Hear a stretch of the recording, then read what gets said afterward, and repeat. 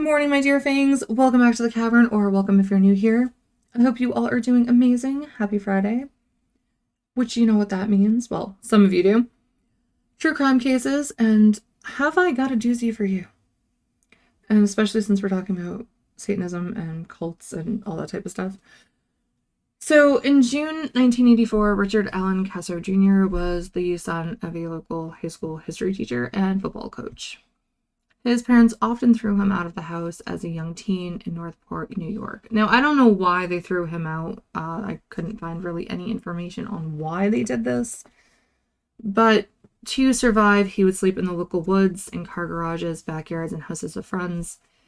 And he also had an addiction to various psychedelics, sometimes even dealing them.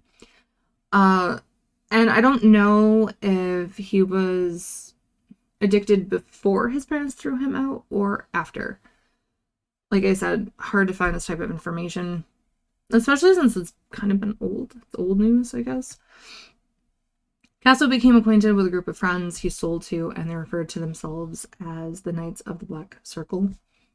One of Kasso's friends, Gary Lors, stole some product from Kasso, and the two fought on many occasions because of it.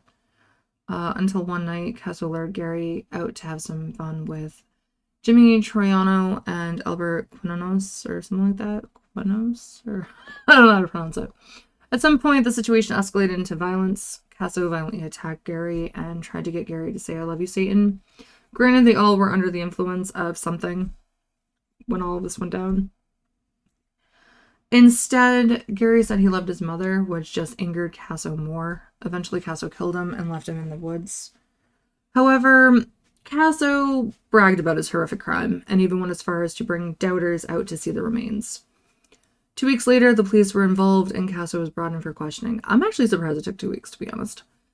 After confessing, 48 hours later, Kasso ended his life in his jail cell. Since Kasso listened to AC/DC, Black Sabbath, and Judas Priest, the media believed they were what led him to Satanism, and that the Knights of the Black Circle was a satanic cult, which it actually wasn't. But this was still the Satanic Panic era, so not really surprising that everything was Satanism. I remember when Columbine happened, the school shooting, and everyone started panicking when someone wore all black, listened to metal, were quiet. I'm one such individual who has always listened to that type of music. However, I don't believe in Satan. I really don't, but I wasn't allowed to wear the goth clothes. My mother called them freak clothes, so I wasn't allowed to wear those. So, from my appearance, I looked like any other normal girl, but normal girl. But I was very quiet, and I always had my headphones on, and you could sometimes hear the music that I was listening to, because, well, teenagers like to blare their music. What can I say? So they knew I listened to metal music, and at the time we had CDs, not MP3 players.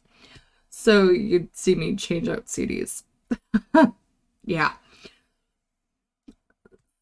So some people actually were a little wearisome of me because they thought that you couldn't trust the quiet ones. That's what I always heard. Because you never knew what they were thinking. I was actually a Christian when I started listening to metal music, which just goes to show that it doesn't lead to Satanism. I stayed Christian for a very long time. I didn't make the change until I'd say senior year. I think that's when I made the change. I converted out of it. But it had nothing to do with my music. It had to do with other things. I've been friends with Satanists, and most of them turn to it for various reasons. It's not really an evil faith. Some people do take it a little too far. But that could be said for most religious beliefs. I will admit I don't know enough about Satanism. I've researched many other faiths out of curiosity. I just haven't researched that one specifically. If you'd like me to do a whole video on Satanism, let me know in the comments below. I'll be happy to look into it. Regardless, I think this case was horrible, and honestly, I blame the parents. Throwing a kid out isn't going to help the issues. If anything, it'll just make them worse. I think if the parents were out of sorts, therapy, or worst case scenario, which don't always work, is forced rehab. If he suffered from some type of mental illness, having him get the assistance from a doctor might have been beneficial. I don't know. Obviously, I think his addiction is what caused the murder. His friend stole from him and he never got over it. Adam being under the influence of something didn't help the situation at all.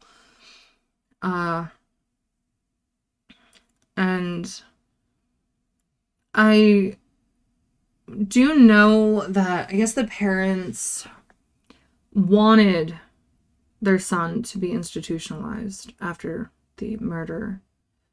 He was taken out of his jail cell 48 hours prior to get treatment for pneumonia. And the parents actually requested that he be institutionalized for his mental state, his mental health. But I think the courts or somebody denied it because they didn't feel that he was a danger to himself or others. Boy, were they wrong. I think they should have listened to the parents because, well, he ended up taking his own life, unfortunately. What are your thoughts on this particular case? Let me know in the comments below. Later tonight, I'll be sharing my full review of the Insidious films, and I'll include my review of the last 2 episodes of You, since I finally finished the first season. Finally. Tuesday, I'll be playing Tiny Tina's Wonderlands. I want to beat it. I want to finally beat the game. I know we still have a few chapters left, and each chapter seems to take me an hour to get through. Especially since I die a lot. And part of that is because I rush in without thinking, and that's just how I always do things. Going guns blazing. That's what I do in video games. I don't know why, but that's just how I do things. If you don't want to miss the upcoming content, click the bell icon to never miss a video. Once I do beat Tiny Tina's, I'll be returning to Kingdoms of Amalur and maybe trying to beat Darksiders so I can move on to the other games in the franchise because 3 looks awesome. But I haven't beaten the first one, that's why I haven't moved on. I got to the point where I was stuck and I couldn't move forward, so I moved on to another game and never returned. Yeah. I told you all I have ADD with video games. I switch like crazy. I forget about the previous game, and when I do finally return, I don't remember how to play. I don't remember the controls or anything, so then I usually have to start all over again.